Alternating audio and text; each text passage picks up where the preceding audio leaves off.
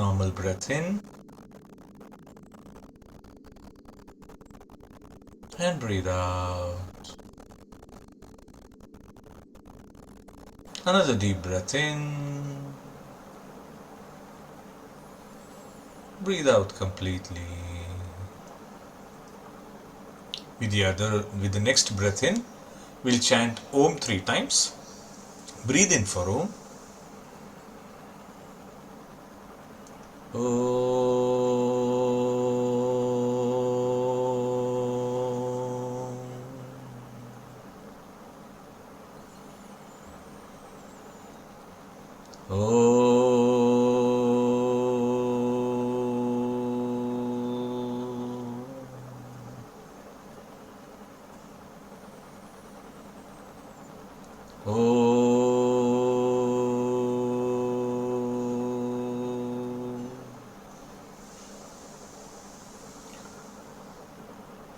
Whenever you feel complete, you may slowly open your eyes.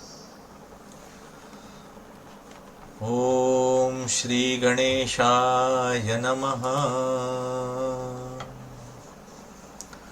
Gurur Brahma Gurur Vishnu Gurur Devo Maheshwara Gurur Sakshat Parabrahma Tasmai Shri Gurave Namaha. Om Namah Pranavarthaya Shuddha Jnanaikamurtaye Nirmalaya Prashantaya Dakshinamurtaye Namaha. Prapanna Parijataya Totra Vetraikapanaye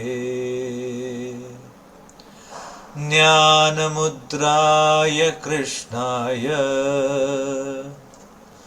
Geetamritatuhe Namaha. Vasudevasutam Devam Kamsachanooramardhanam Devaki Paramanandam Krishnam Vande Jagadgurum.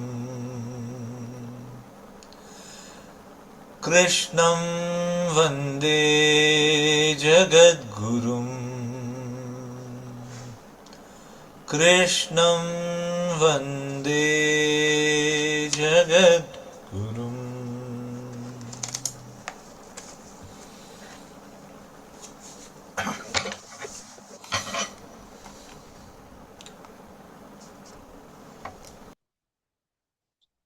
Shri Krishna. हम लोग 15वां अध्याय खत्म हो गया हमारा और आज से हम 12वां अध्याय करेंगे, भक्ति योग अध्याय। और ये अध्याय करने के लिए हम लोग एक एक श्लोक पढ़ेंगे और उसके बाद उसका भावार्थ देखेंगे। तो सुंदर पहला श्लोक चैंट करेंगे 12वें अध्याय का और फिर हम उसका मीनिंग देखेंगे। मैं शेयर करती हूँ स्क्रीन।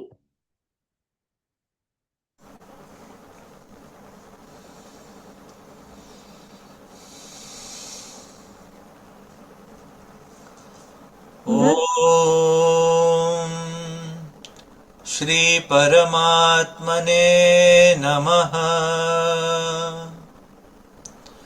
अथ द्वादशोऽध्यायः।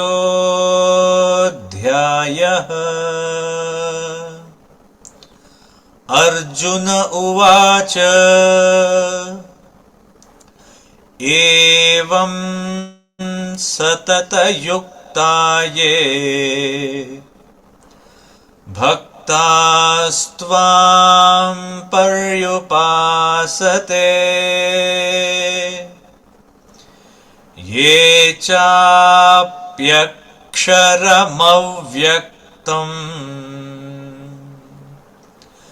तेषां के योगवित्तमाः।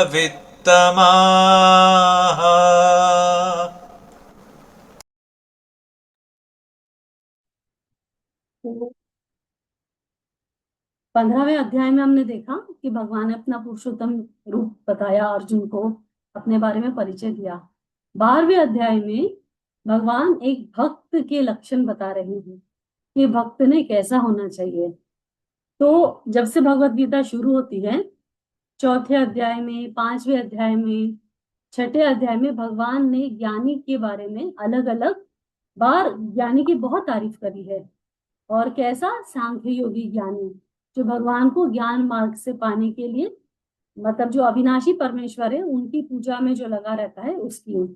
फिर भगवान ने 11वें अध्याय में जब अपना विश्व रूप अर्जुन को दिखाया, तो उसके बाद भगवान ने उस अध्याय में अपने भक्त के बारे में भी बोला कि जो मेरे परायण होता है, जो मेरा भक्त होता है, वो मुझे बहुत आसानी से पा लेता है। तो यहाँ पे 12वें अध्याय में अर्जुन के मन में ये बड़ी उत्तेजना हुई, उसको जानने के लिए बहुत ये हुआ कि भाई ये दोनों में कौन श्रेष्ठ है, जो ज्ञान मार्ग से भगवान को भजते हैं या जो भक्ति मार्ग से भजते हैं। तो पहला श्लोक ही अर्जुन भगवान से प्रश्न करता है कि जो अनन्य प्रेमी आपके भक्त है, प्रभु आपको उनके मार्ग से पूजा हो जाना ज्यादा पसंद है, या ऐसे ज्ञानी जो पूरा मन इंद्रियों को निग्रह करके आप में ध्यान करते हैं। आपकी बातें बड़ी मिश्रित सी है, मैं आपकी बातें सुनकर थोड़ा कंफ्यूज हूँ। मुझे समझ में नहीं आ रहा है कि आपको कौन सा भक्त अति प्रिय है। आपको कौन अति प्रिय है? वो ज्ञानी जो अपना मन निग्रह करके, इंद्रियां निग्रह करके आपको पूछता है, या ऐसा भक्त जो आपके लिए, जो आपके बारे में ध्यान करता है, आपका गान करता है? इन दोनों में से कौन श्रेष्ठ है? अब आप ये अर्जुन के प्रश्न देखो, आप कितने सुंदर है। पहले उसने कर्म के, आत्मा के बारे में प्रश्न किए, अब अर्जुन के प्रश्न भी बदल गए हैं। यहाँ अर्जुन भगवान से पूछ रहा है कि आप बताओ प्रभु, दोनों बातों से मिश्रित सी बातें हैं आपकी, मुझे समझ नहीं आ रहा है। तो अब भगवान इसका क्या उत्तर देते हैं, हम अगले श्लोक में देखेंगे। श्री भगवानुवाच मय्यावेश्य मनो ये माम् नित्ययुक्ता उपासते श्रद्धया परयोपेताः ते मे युक्ततमा मताः।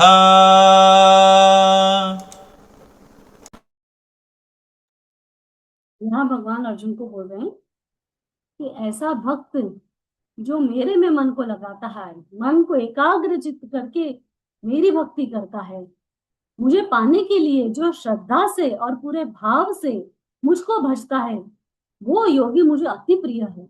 मैंने सबसे पहले तो भगवान ने ये बताया कि जो भक्त है मेरा, जो निरंतर मेरा गान, मेरा ध्यान, मेरे को भजता है अपने भजन में, जो मेरा बारे में सत्संग करता है हर जगह, वो मुझे अति अति प्रिय है। और कैसा भक्त? जैसे हमने पहले भी देखा था कि कितने सारे भक्त आए पृथ्वी पर और चले गए। भक्त, उसमें सबसे बड़े बड़े भक्तों का नाम आता है भक्त प्रहलाद, जिसके लिए भगवान ने कितनी बार चमत्कार किया। हिरण्यकश्यप का पुत्र था प्रहलाद, और छोटा सा बच्चा जो नारद जी की कृपा से प्रहलाद जी को उतनी भक्ति प्राप्त हुई थी, और वो निरंतर अपने पिता के समक्ष बिना डरे हुए हमेशा नारायण की स्तुति करते थे और भगवान का भजन करते थे। तो हिरण्यकश्यप ने पहाड़ से गिराया, जल में गिराया, और अलग अलग तरीके से भगवान ने बार बार बार बार बार बार प्रहलाद की रक्षा करी। होलिका जो उसकी बुआ थी, जिसने प्रहलाद, जिसको वरदान था कि अग्नि का वरदान था कि उसको जला नहीं सकती होलिका को, तो होलिका प्रहलाद को लेकर बैठती है कि मैं इसको जला, क्योंकि किसी तरीके से प्रहलाद की मृत्यु नहीं हो रही थी। हिरण्यकश्यप ने बहुत कोशिश करी। तो आखिरी में फिर भगवान प्रहलाद जी के लिए ही नरसिंह अवतार लेके खम्भ से प्रकट हुए, स्तंभ से प्रकट हुए थे भगवान। तो भक्त के लिए तो भगवान ने कितना, यानी यहाँ भगवान बता रहे हैं कि ऐसा जो भक्त मेरा है, जो पूरी श्रद्धा से और पूरा मन एकाग्र चित्त करके मुझ में ध्यान लगाता है, मेरा भाव करता है, वो मुझे अति प्रिय योगी है। अब हम तीसरा और चौथा श्लोक साथ में लिखेंगे। ये त्वक्षरमनिर्देश्यम्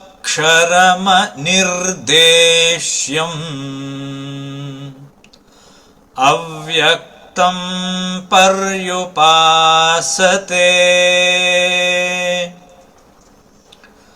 सर्वत्र गमचिन्त्यं च कूटस्थमचलं ध्रुवम् सन्नियं येन्द्रियग्रामम्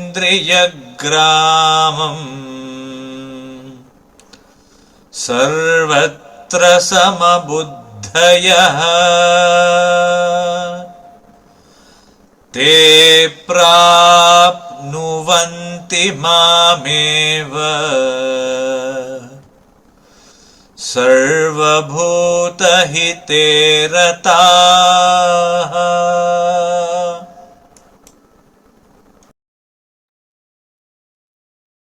तो यहाँ भगवान बता रहे हैं, और ऐसा योगी जो अपने सारे मन को केंद्रित करके, इंद्रियों को एकाग्र करके, संनियम ये इंद्रिय ग्रामम, पूरे इंद्रियों के समूह समूह का निग्रह करता है और अपने मन के परे जाता है, जो एक विचार से, एक का कथनी होकर मेरे बारे में भजता है, पर मुझे सांख्य के रूप में, यानी अविनाशी जो परमात्मा है, जो सर्वत्र गम चिंत्यम च, जो सर्वत्र है पर जो दिखाई नहीं देता, अविनाशी जो परम आत्मा है वो दिखता नहीं है। जैसे हवा है, समस्त संसार में वायु है पर दिखती नहीं है, वैसे जो परमात्मा सब जीवों में समभाव से समान प्रकट हुए हैं, जो हैं सब जीवों में, पर वो दिखाई नहीं देते हैं।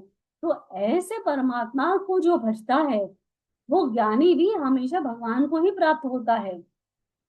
ते प्राप्नुवन्ति मामेव सर्वभूत हिते रता, और जो कैसा ज्ञानी, जो सब भूतों का हित चाहता है, जो सब भूतों का हित चाहता है, सर्वत्र हर जगह वो समबुद्धि है, उसके मन में कोई बड़ा नहीं, कोई छोटा नहीं, कोई प्राणी, ना कोई कुकुर है, ना कोई किसी प्राणी को प्राणी के, सबको जीवात्मा समान समझकर सब में समभाव रखता है कि सब में परमात्मा का अंश है।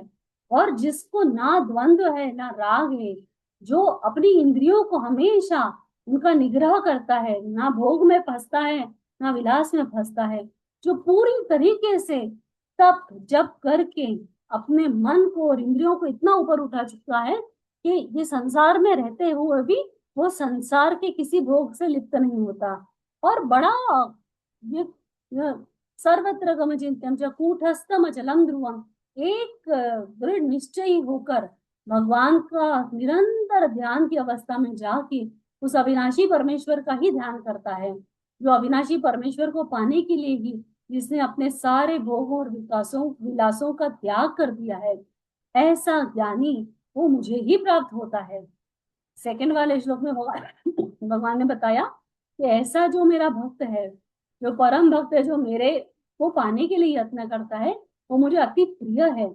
और यहाँ भगवान बता रहे हैं कि जो इतना कड़क जप करता है, जो इतना कड़क तप करता है, समभाव रहता है, लोगों में हित देखता है, और जिसके मन में कभी किसी का बुरा नहीं, कोई अच्छा नहीं, कोई शुभ नहीं, कोई अशुभ नहीं, किसी भी प्रकार का द्वंद्व उसके मन में नहीं, अपनी बुद्धि को पवित्र कर चुका है जो ज्ञानी, और अपने मतलब मनुष्य होते हुए भी उस भाव से ऊपर उठ गया है, या किसी और रूप में वो ज्ञानी अपने आप को ऊपर उठा चुका है, ऐसा निष्काम कर्म योगी और ज्ञानी वो मेरे को ही प्राप्त होता है। तो यहाँ पे भगवान उस ज्ञानी के बारे में बता रहे, जैसे दो लोगों को दो कैटेगराइज किया ना अर्जुन ने, एक भक्त है और जो ज्ञानी है। तो भगवान पहले तो बताए दूसरे श्लोक में कि भाई वो भक्त तो मुझे बहुत प्रिय है और वो मुझे ही पाता है, और यहाँ पर भी भगवान बता रहे हैं कि जो ऐसा ज्ञानी, कैसा ज्ञानी, जिसने अपना मन को निग्रह कर लिया, इंद्रियों को निग्रह कर लिया है, जिसकी बुद्धि समान है, हर जगह वो मुझे ही देखता है और सबका सद्भावना में है, जिसके लिए कोई द्वंद्व नहीं है, ऐसा ज्ञानी भी मुझे ही पाता है। अब हम अगला श्लोक देखेंगे। क्लेशोऽधिकतरस्तेषाम् अव्यक्तासक्तचेतसाम् अव्यक्ता हि गतिर्दुःखम् देहवद्भिरवाप्यते।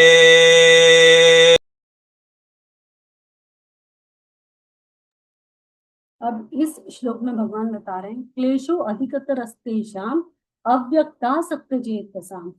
जो ऐसा ज्ञानी, जो उस निराकार पर ब्रह्म सच्चिदानंद घन पर ब्रह्म को भजता है, वो उस मार्ग में बड़ी कठिनता है, उस मार्ग से मेरी प्राप्ति थोड़ी मुश्किल है। क्योंकि जब तक मनुष्य देहधारी है, जब तक मनुष्य ने देह धारण किया है, तो जैसे हमने 15वें अध्याय में देखा था कि भाई ये जो गुण है ना, हमारे ये जो त्रिगुण है, सात्विक राजसिक तामसिक, हमारी प्रकृति उसी से बनी है। भगवान के अलावा कोई भी उन गुणों से अतीत नहीं है, गुणों से रहित नहीं है। तो जब ये ज्ञानी इस मार्ग पे निकलता है, निराकार ब्रह्म की तपस्या में, निराकार ब्रह्म को पाने के लिए जब आगे बढ़ता है, तो वो उसके मार्ग में बहुत कठिनाई है।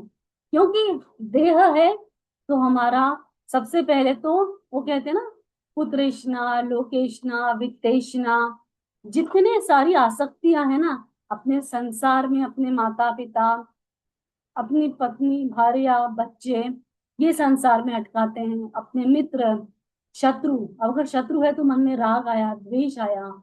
और हमारी पांचों ज्ञानेंद्रियां और पांचों कर्मेंद्रियां मिल के मन के साथ जो बार बार मतलब गुणों का सुख लेना चाहती है, गुणों के प्रभाव से जो कर्म करते हैं हम निरंतर, तो ऐसे ज्ञानी को, ऐसे निराकार ब्रह्म को पूजने वाले के लिए ये मार्ग बड़ा दुर्लभ है। क्योंकि इसमें बहुत कष्ट है, क्लेश अधिक है इस मार्ग में। क्योंकि मन की जो गति है ना, वो पवन से भी अधिक तेज है। मन हमारा इतना तेज भागता है कि एक क्षण यहाँ है तो अगले क्षण ही कहीं और है। ऐसे मन को एकाग्र करना बड़ा ही कठिन है। और फिर वो मन को एकाग्र करने के बाद अपने इंद्रियों का दमन करना, इसलिए भगवान का नाम गोविंद है ना। सब इंद्रियों के स्वामी जो है, जो जिनका आधिपत्य है हमारी इंद्रियों के ऊपर, इसलिए भगवान का एक नाम गोविंद है। और गोस्वामी जितने जितने, जैसे गोस्वामी तुलसीदास जी, जो बड़े बड़े जिन लोगों ने अपनी इंद्रियों को वश में कर लिया, जो इंद्रियों के ऊपर उठ गए, उनको उपाधि दी गई गोस्वामी की। तो यहाँ भगवान बता रहे कि बड़ा कठिन मार्ग है ये, निष्काम भाव से उस निराकार ब्रह्म को पूजने का और उनको प्राप्त करने का। क्योंकि भक्त के लिए तो संसार में मतलब हमारे, हम भक्त किसी, जैसे संत तुकाराम हुए, मीराबाई हुई, भक्त प्रहलाद हुए, ध्रुव भगवान, ध्रुव सबसे सुंदर उदाहरण ध्रुव का है। क्योंकि वो 5 साल के थे और 5 साल की उम्र में नारद जी उनके भी गुरु थे, और उन्होंने सिर्फ एक ही मंत्र दिया था, ओम नमो भगवते वासुदेवाय। ये मंत्र का जाप ध्रुव जी ने शुरू किया घने जंगल में जाके, और एक चित्त होकर जब उन्होंने भगवान को याद किया, तो इतना वो मन को एकाग्र हो गए उस स्वरूप में भगवान के, कि उस गहरे भाव अवस्था में समस्त संसार के प्राण, जब उन्होंने अपने श्वास रोकी, जब नारायण का पहली बार हृदय में दर्शन किया, तो पूरे संसार का श्वास रुक गया। क्योंकि सब में भगवान है और वो भगवान में स्थित हो गए, वो अवस्था उनकी आ गई थी।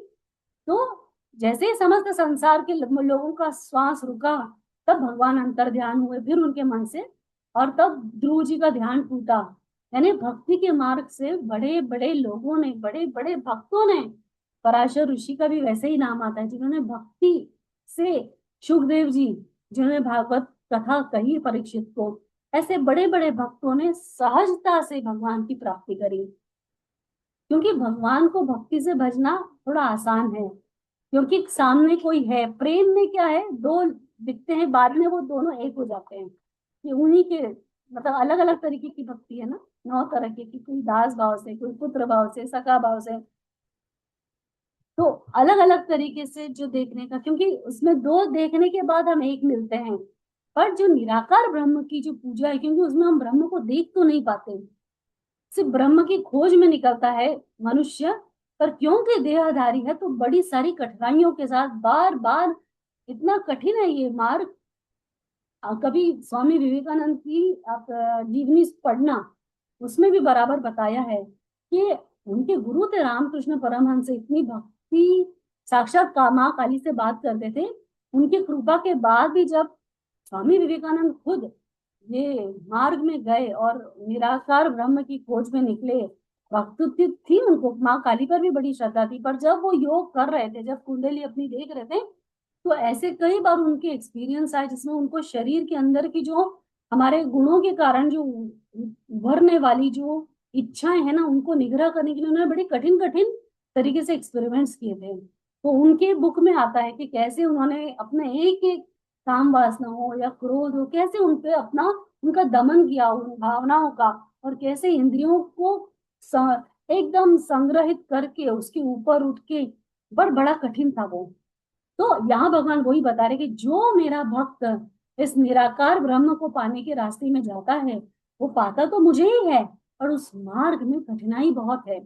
इस संसार में रहते रहते जो कलयुग में हम हैं, कलयुग में सबसे इजी, कलयुग एक नाम आधारा, ऐसा बोला बड़े बड़े संतों ने ना, कि सिर्फ नाम मात्र लेने से हमको मुक्ति मिल जाएगी।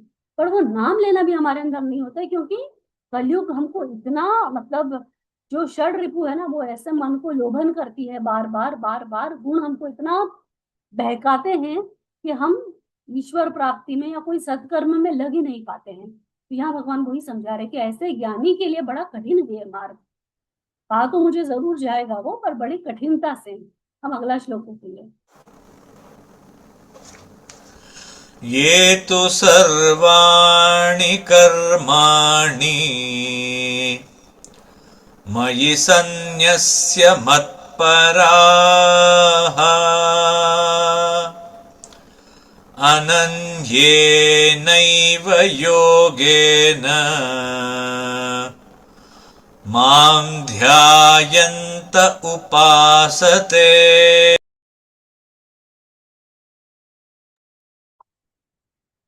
यहाँ भगवान बोल रहे कि जो ये तो सर्वाणी कर्माणी मई संन्यास मत परा, ऐसा भक्त जो अपने सारे कर्म और इच्छाएं सब मुझे अर्पण कर देता है, और अनन्य भक्ति से, अनन्य योग्य नहीं, यानी अनन्य चित्त रख के, अनन्य भक्ति रखकर जो मुझे भक्ता भजता है, जो मेरी उपासना करता है, उस भक्त के बारे में भगवान यहाँ पे बता रहे हैं कि वो बड़ा, एक तो वैसा भक्त बनना बड़ा सुंदर है, थोड़ा इजी भी है, पर उतना मन को मतलब, ये भक्त बनना भी ऐसे इतना इजी, मतलब easy not in that sense, क्योंकि जितने भक्तों का चरित्र हमने सुना या देखा है ना, उनका मान और मोह नष्ट हो गया। उन्होंने कभी भी ना उनके मन में प्रशंसा की मतलब होड़ लगी, ना उन्होंने अगर किसी ने उनका अपमान किया तो उससे वो विचलित हुए।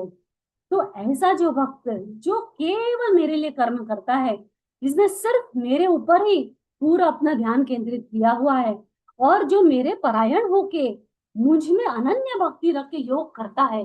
यहाँ योग यानी क्या? भगवान का नाम, भगवान का जप, भगवान का कीर्तन, भगवान के बारे में बात करना, सत्संग, जो मेरा ध्यान करते हैं वो अलग अलग तरीके से, जो मुझे उपासता है, ऐसे भक्त के बारे में भगवान यहाँ बता रहे हैं कि जिसने समस्त कर्म मुझे अर्पण कर दिए हैं। और भगवान ने लास्ट में अर्जुन को यही बोला ना, सर्वधर्मान परित्यज्य मामेकं शरणं व्रज अहम त्वां सर्वपापेभ्यो मोक्षयिष्यामि मा शुचः। यानी भगवान सब कुछ गीता जी का ज्ञान देने के बाद 18 अध्याय के बाद बोलते कि देख मैंने तुझे सब बता दिया, अब तू ये सब छोड़ के तू मेरे परायण हो जा, मेरी शरण आ जा, मैं तेरा उद्धार जरूर कर दूंगा। यानी वहां भगवान ने रेस्पॉन्सिबिलिटी ली। यहाँ भगवान अपने उस भक्त के बारे में बता रहे हैं कि कैसा भक्त मुझे सुगमता से भजता है, जिसके लिए मुझे पाना जरा मुश्किल नहीं है। कैसा भक्त जो अपना सब कर्म, मन सा वाचा कर्मणा से जो कृष्ण के अधीन हो गया, जो हर तरीके से भगवान में आस्था रखता है। अगर शरण जाना है तो भगवान की जाता है, अगर किसी की भक्ति करना है तो उसके लिए सब संबंध संसार के वो भगवान के से ही जुड़े हैं। भगवान को ही हर रूप में दिखता है। ऐसा भक्त जो मुझे उस तरीके से भजता है, उसके बारे में अगले श्लोक में भी भगवान कंपित करेंगे कि वो भक्त मुझे कितनी सहजता से पा लेता है। हम अगला श्लोक देखेंगे। तेषामहं समुद्धर्ता मृत्युसंसार सागरात् भवामि न चिनात् पार्थ मय्यावेशितचेतसाम्।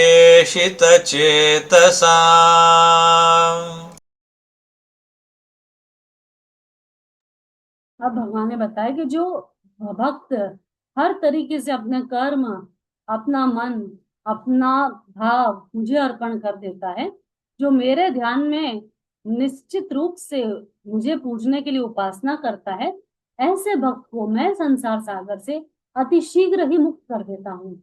उसको मैं संसार सागर से मैं खुद तारता हूँ और मैं उसको अपने धाम लेकर जाता हूँ।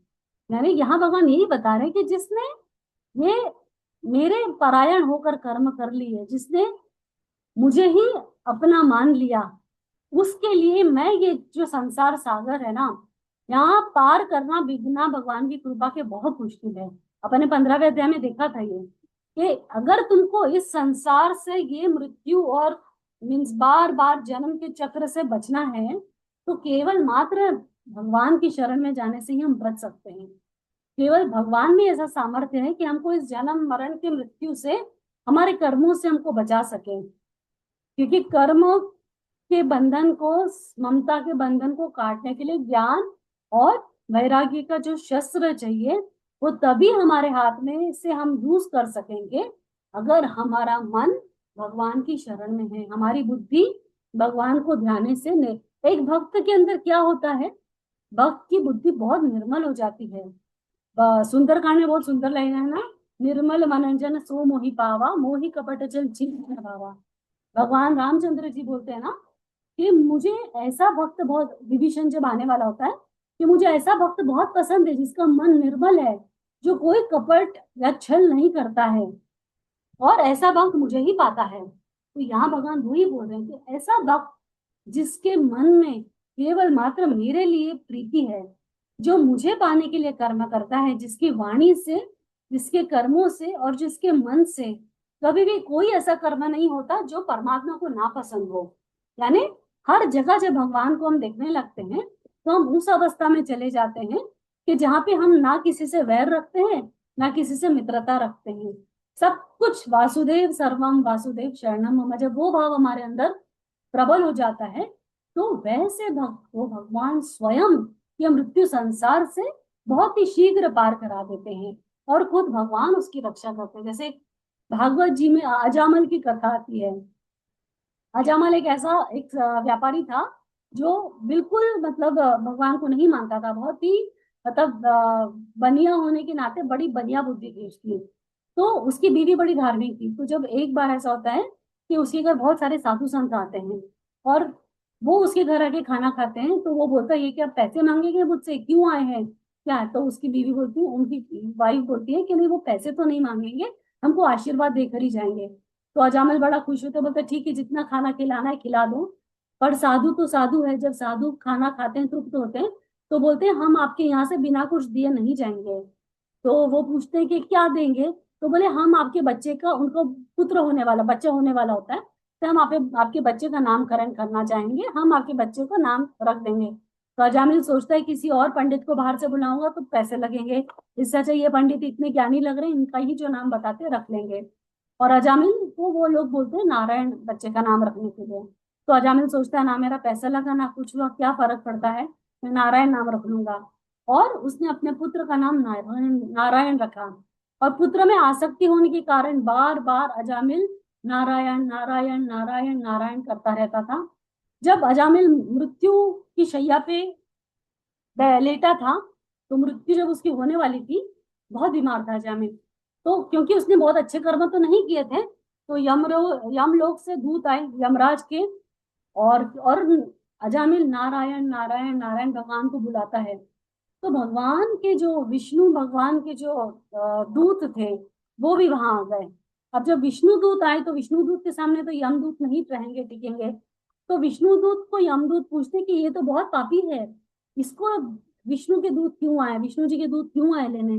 तो वो बताते हैं विष्णु दूत कि इसने भले ही कितने भी पाप किए हो, पर इसने हर पाप करने के बाद नारायण को याद किया और बड़े भाव से याद किया है। तो वो बोलते हैं कि अरे ये तो इसका तो पुत्र का नाम है। बोले जिस किसी भाव से भगवान को याद किया किया तो नारायण को है, तो भगवान इसकी उस भाव से बड़ा प्रसन्न है, इसीलिए इसको मुक्ति देने के लिए वो विष्णु धाम बुलाया है। तो ऐसी बात है, यानी भगवान हमको इतना मुक्त कर देते हैं। और यहाँ पर भी भगवान वही बोले कि जब तुम पूरे भाव से मुझे ध्याओगे, मेरा नाम जप करोगे, तो मैं तुमको मुक्ति इस संसार सागर से अवश्य ही प्रदान करूंगा। हम लोग अगला श्लोक देखेंगे।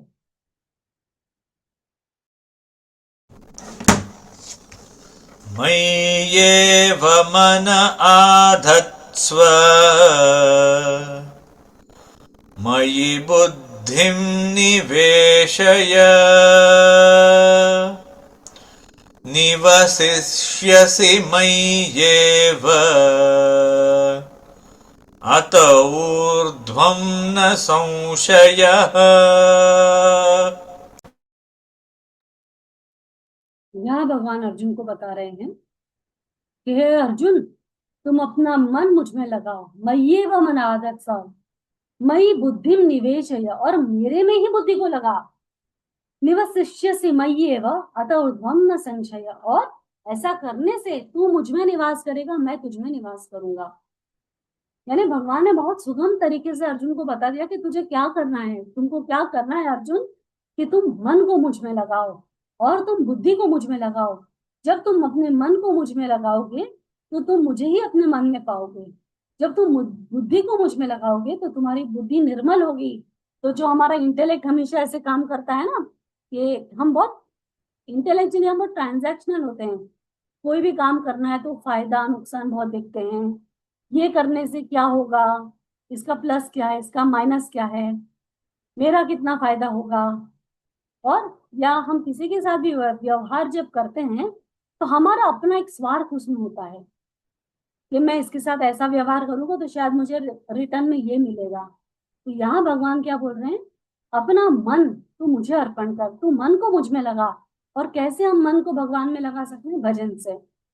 जब हम भजन करते हैं, जब हम सत्संग करते हैं, इसलिए बार बार वेद व्यास जी ने जब पूरे 18 पुराण लिख दिए, वेदों को उन्होंने छांट दिया, ऋग्वेद से 4 वेद बना दिए, सब क्लासिफाई कर दिया, 18 पुराणों की रचना कर दी, फिर भी वेद व्यास जी के मन में शांति नहीं थी।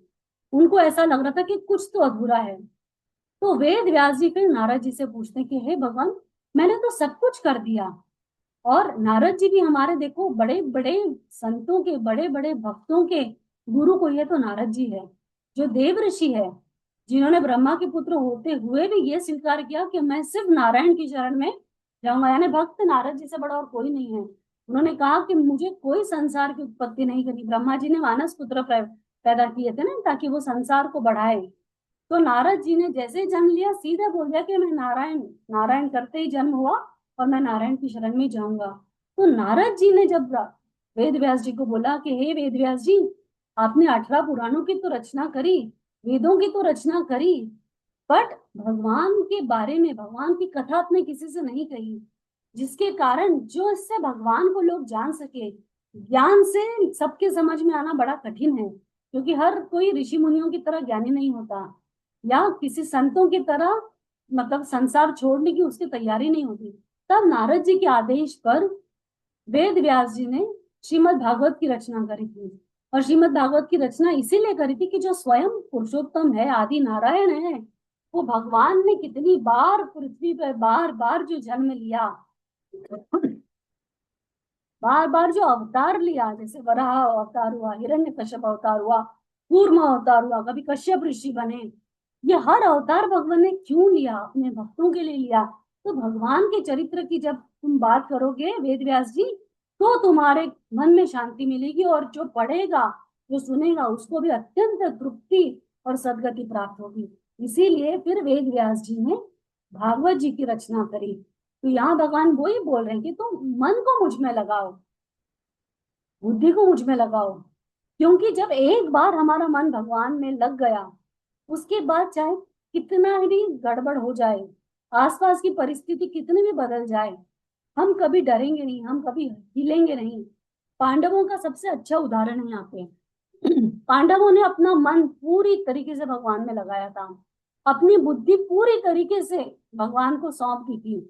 अर्जुन का एग्जाम्पल सबसे बेस्ट है। जब भगवान श्री कृष्ण लेटे थे और दुर्योधन और अर्जुन दोनों जाते हैं भगवान से सहायता मांगने, तो भगवान लेटे हुए थे, दुर्योधन जाके सिर के पास बैठता है, पहले जाके बैठ जाता है, और अर्जुन भगवान के चरणों के पास बैठता है। और जैसे ही श्री कृष्ण उठते हैं तो भगवान की नजर अर्जुन पे पड़ती है। तो भगवान अर्जुन को पूछते हैं, अर्जुन बताओ कैसे आना हुआ, क्या चाहिए? तो दुर्योधन तभी एकदम तपाक से बोल पड़ता है कि देखो कृष्ण, मैं आपके पास पहले आया था, इससे मेरा अधिकार आपके पहले है। तो भगवान बोलते हैं कि पर मैंने तो अर्जुन को पहले देखा।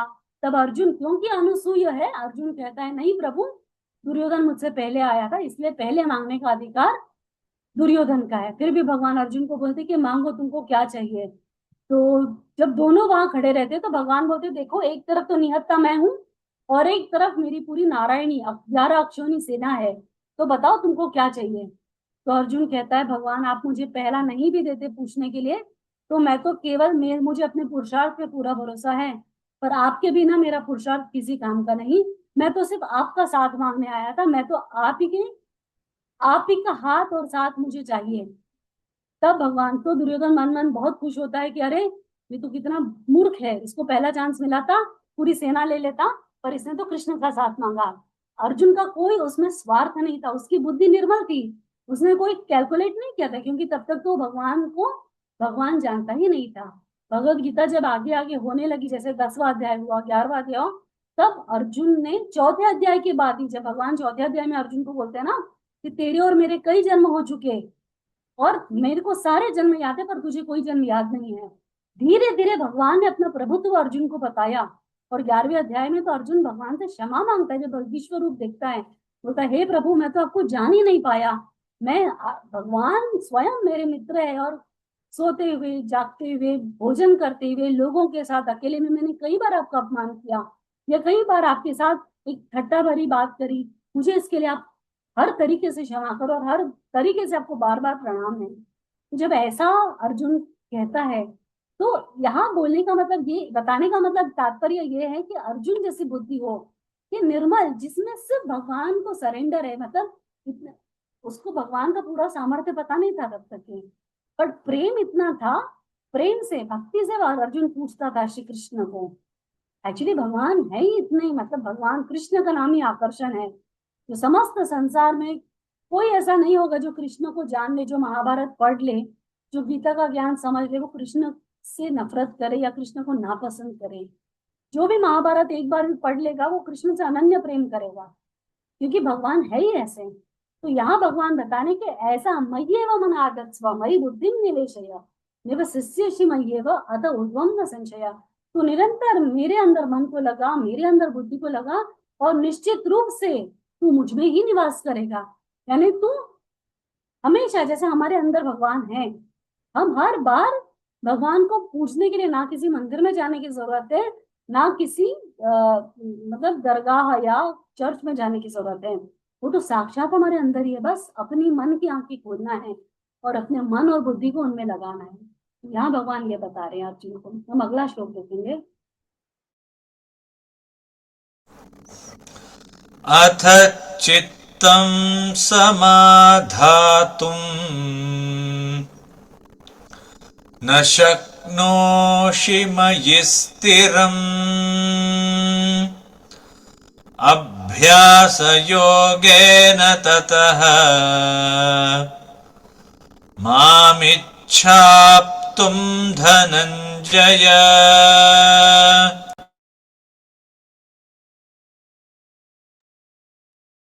यहाँ भगवान अर्जुन को बता रहे हैं कि हे अर्जुन, यदि तू मन को मुझ में नहीं लगा सकता, यदि तेरा मन बहुत ही चंचल है और तू असमर्थ है अपने मन को मुझ में लगाने के लिए, तो कोई बात नहीं, तू मुझे पाने के लिए अभ्यास कर, और अभ्यास तो तू मुझे ही पाएगा। और अभ्यास कैसा कर?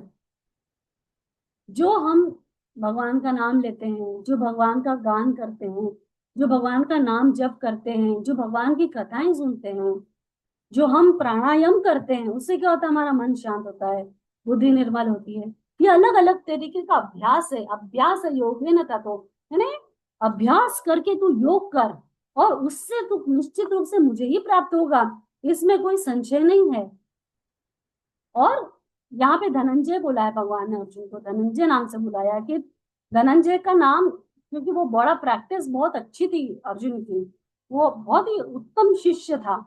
वो जो भी करने का एक बार मन में ठान लेता 100% उसमें उतरता था। तो यहाँ भगवान बोल रहे हैं, अरे कोई बात नहीं, अचल करके मन को अगर धारना, मन को एकाग्रचित करना तुझे मुश्किल लग रहा है तो कोई बात नहीं, तू मन को निग्रह करने के लिए तू अभ्यास कर, जिससे तू निश्चित रूप से मुझे ही प्राप्त होगा। और अभ्यास कैसा करना? कि हर तरीके से मुझे जब मेरी बातें कर, मेरा भजन कर, मेरी कथा सुन, तू प्राणायाम कर, या तू जो भी, जैसे 6वें अध्याय में भगवान ने बताया ना कि भाई तुम आत्म संयम योग से मन को केंद्रित करो। एक्चुअली ये सब 12वां अध्याय तो हम 11 अध्याय पहले देख चुके, जहाँ 11 अध्याय तक का कॉन्वर्सेशन हो चुका है। तो भगवान ने तो पहले भी, जैसे हमने पहले श्लोक में देखा ना, अर्जुन वो बैकग्राउंड लेके बात कर रहा है कि भाई आपने कहीं एक जगह तो अपने अपने ऐसे भक्तों की बात करी जो ज्ञानी है, जो सांख्य से आपको पूछते हैं, निराकार ब्रह्म को पूछते हैं, और एक जगह आप अपने भक्तों की बहुत तारीफ कर रहे हो, तो मैं तो बड़ा कंफ्यूज हूँ। तो यहाँ भगवान आप अर्जुन को बता रहे कि अतः चित्तम समाधातुम न शक्नोषि मयि स्थिरम, अगर मन को स्थिर करना तुझे मुश्किल लग रहा है, कितने करुणामय है भगवान, कितना कारुण्य है उनके अंदर, कि हर बात वो जानते हैं कि हमारी दुर्बलता क्या है, हम कहाँ कहाँ। और ये सिर्फ अर्जुन के लिए नहीं है, अर्जुन तो हम सबसे, मतलब अगर पूरे समस्त संसार में भगवान के अलावा अगर किसी को पुरुष का मतलब उपमा दी है ना, तो वो अर्जुन को ही दी है। नर और नारायण कहते हैं ना, तो अर्जुन को ही एक्चुअली नर बोला गया है। तो अर्जुन के जैसा भी अगर उसका मन चंचल है तो भगवान बता रहे हैं, तो हम सब के लिए तो ये एकदम, मतलब हम लोगों के लिए तो एप्ट है ये एकदम, कि अभ्यास करो तुम मुझे पाने के लिए, अपने मन को शुद्धि करो। मन की शुद्धि कैसे होगी? प्राणायाम से होगी। मन की शुद्धि कैसे होगी? भजन से होगी। मन की शुद्धि कैसे होगी? जब हम भगवत गीता सुनते हैं, भागवत जी का पाठ सुनते हैं, जब भगवान की कथाएं सुनते हैं, हमारा जैसे हम गुरु स्टोरीज जब गुरुदेव के बारे में हम सुनते हैं तो अपना मन कितना हल्का होता है, कितना अच्छा लगता है ना, हम शून्य तक को अनुभव करते हैं तब, तो मन पवित्र होता है। तो भगवान यहाँ कह रहे कि कोई दिक्कत नहीं, अगर तू मन को इतना एकाग्र करने में अगर असमर्थ है तो तू बस मेरा मुझे पाने के लिए योग कर, मेरे पाने के लिए अभ्यास कर, जिसमें हर तरीके से तू ऐसा कर्म कर जिससे तू मुझे ही पाएगा। अगला श्लोक देखेंगे।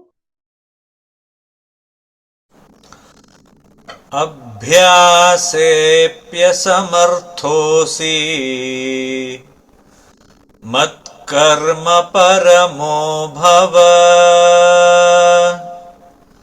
मदर्थमपि कर्माणि कुर्वन् सिद्धिमवाप्स्यसि।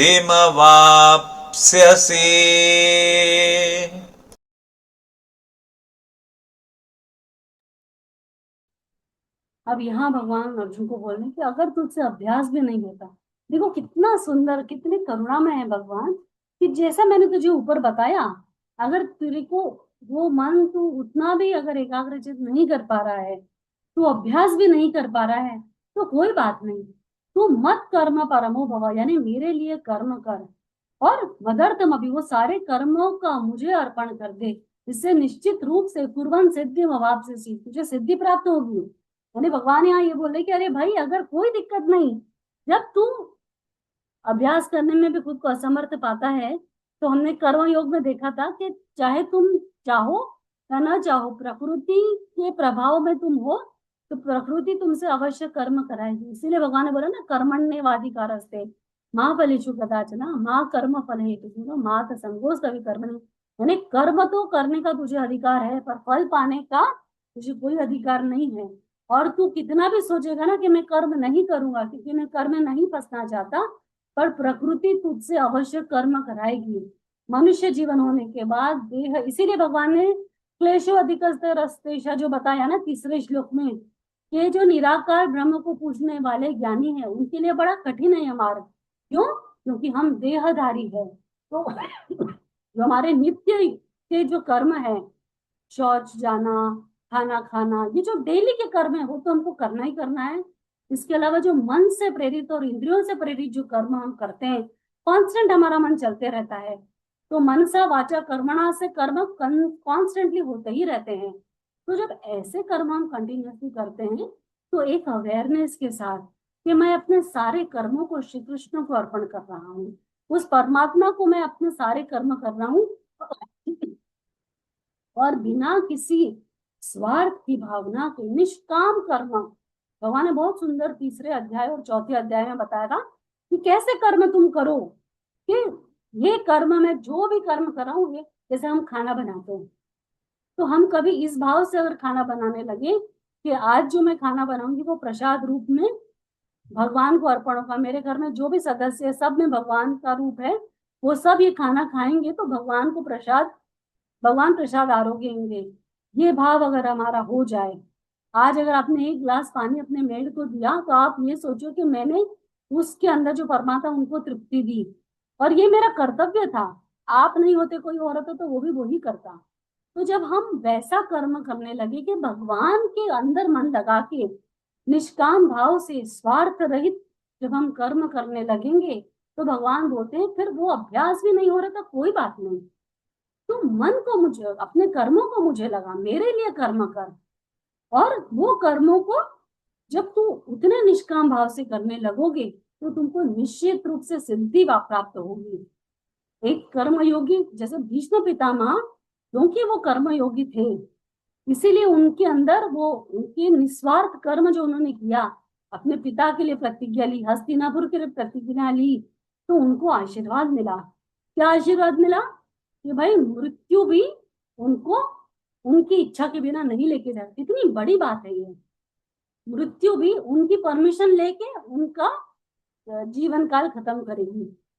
तो ऐसे सिद्धि तुमको प्राप्त होती है। देखो यहाँ भगवान ने बहुत सुंदर से बताया कि तुमको सिद्धि पाना है तो कैसे तुमको सिद्धि मिलेगी, यानी जब तुम अपने सारे कर्म मुझे अर्पण कर दोगे। हम लोगों का क्या है, हम कोई भी काम करते हैं ना तो उसके, मैंने बताया ना, हमेशा हमारे मन में एक कैलकुलेशन चलता है, हमारी बुद्धि बहुत निर्मल नहीं है, क्योंकि हम हमेशा सोचते रहते हैं ये करने से मुझे क्या फायदा होगा, ये करने से मुझे क्या नुकसान होगा, ये करने से मेरे को कितना सुख मिलेगा। जैसे ही हमको विपरीत परिस्थिति में जब हम जाते हैं ना, हम क्यों अनकंफर्टेबल हो जाते हैं? क्योंकि हमारा कंफर्ट लेवल किसी ने डिस्टर्ब किया है। तभी हम बड़े व्याकुल होते हैं, तभी हमारे अंदर राग आता है, तभी हमारे अंदर द्वेष आता है, और तब हमारे मन में कर्मों के प्रति या तो लालसा आती है कि मैं ये कर्म क्यों करूं, या तो क्रोध आएगा, द्वेष आएगा, या लालच आएगा कि मैं ऐसा करूंगा तो मुझे ऐसा मिलेगा। तो कभी कई बार हम गुरुदेव के लिए भी कुछ गिफ्ट लेके जाते हैं ना कहीं हमारे मन में वो एक तो कर्तापन होता है, एक थोड़ा स्वार्थ होता है कि मैं ऐसा कुछ बड़ा लेके जाऊंगा तो शायद गुरु जी मुझे देखेंगे, या ये सब हमारे मन का जो खेल है ना बड़ा मुश्किल है। तो भगवान यहाँ पे अर्जुन को बोले कि भाई तू ऐसा कर्म अभ्यास नहीं हो रहा, कोई बात नहीं, तुम ऐसा कर्म करो जो तुम मेरे लिए कर्म करो। यानी भगवान के लिए कर्म करना यानी क्या करना? मानव सेवा, माधव सेवा। तो जो बन सके दूसरों की मदद करना, उतनी ही मदद करना जितनी जरूरत है। ऐसा नहीं कि मदद रक्षा के रूप में हम हत्या करने लगे, वो भी नहीं करना है, पर ऐसी मदद करना जिससे किसी की आत्मा को शांति मिले, यानी उसके अंदर जो परमात्मा उनको शांति मिले, पर कोई स्वार्थ न रखते हुए, उस कर्म जो हमने किया उसकी फल में बिल्कुल आसक्ति ना हो हमारी। जब हम ऐसा करने लगेंगे तो हम वो सिद्ध योगी बनेंगे जो भगवान को पाने के लिए एलिजिबल है, जो सुगमता से भगवान को पा सकता है। और ऐसा हमने अपना मन बुद्धि को लगाते हुए, अगर वो नहीं लगा सके तो हमने ऐसा कर्म करना है जिससे हम साक्षात भगवान को ही पाए, उन्हीं के लिए कर्म करें। क्योंकि अब जैसे हम कोई डांस या कोई इवेंट अगर हमको करना है तो हम क्या करते हैं, प्रैक्टिस करते हैं, है ना? जैसी हमारी प्रैक्टिस रहेगी वैसा हमारा परफॉर्मेंस रहेगा। तो भगवान यहाँ पे यही बता रहे हैं कि तुम ऐसा प्रैक्टिस करो, ऐसा कर्म करो और मेरे प्रति करो, मुझे पाने के लिए करो कि तुम उस पर निष्फल ना हो। वो कर्म करके निस्वार्थ कर्म करो जिससे तुम्हारा एक ही गोल हो कि मुझे भगवान को पाना है। ये सब भगवान के लिए, ये कृष्णार्पणमस्तु। जब वो भाव से हम कुछ भी करेंगे तो वो हमारा कर्म हमको सिद्धि प्रदान करेगा, जिससे हम परमात्मा को अति प्रिय लगेंगे, हम भगवान के प्यारे भक्त बनेंगे। तो अब हम यहाँ पे 10 श्लोक हो गए, आज हम यही पे ब्रेक लेंगे और ये स्क्रीन शॉट में स्टॉप कर दूंगी। अब मैं एक बार मैं चाहती हूँ कि आप सारे लोग वीडियो ऑन कर लें